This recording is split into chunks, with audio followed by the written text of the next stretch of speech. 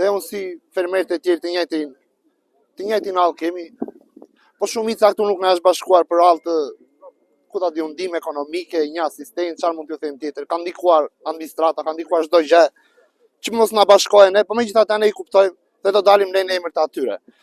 Unë një do them që s'kemi marrë asnjë subvencionim nga shteti.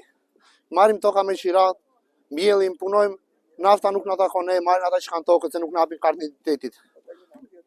E dyta, prodhimet nuk na shkojnë fare, se hyn mall nga jashtë. Edhe ne këtu jemi mbledhur për përmbytjen e fundit që ndodhi në muajin nëntor. Kanë ardhur ka bërë matjet e tokave të tëra dhe nuk na kanë dhënë asnjë lloj shpresë, asnjë lloj garancie që ne do shpërblehemi, do marrim një lek. Ne nuk duam fitime, si ta them maksimum, po ato që kemi edhe të paktën të na i kthejnë. Të na japin farat, qirat e tokave dhe punimet që bëjmë mesdhetor, që ti punojmë prapë, mos ngelen batall tokat, se ne jemi drejt falimentimit. Ne nuk po e përballojmë dot të gjë që është.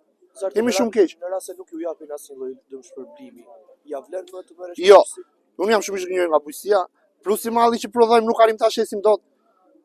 Po dhe disponar do azoti me si ta themu tani, përmbytje këto që po ndodhi, ne nuk po dikojmë, s'po bëjmë dot familje me këtë punë që po bëjmë. Jemi detyruar të marrim një punë tjetër, ose të ikim fare, të largohemi nga ky vend, se nuk ja vlen të rrimë këtu ja. Nuk kemi asnjë lloj mbështetje. Cilat janë hapat që do ndiqnin në vazhdimsi? Apo protesta do shkallëzohet.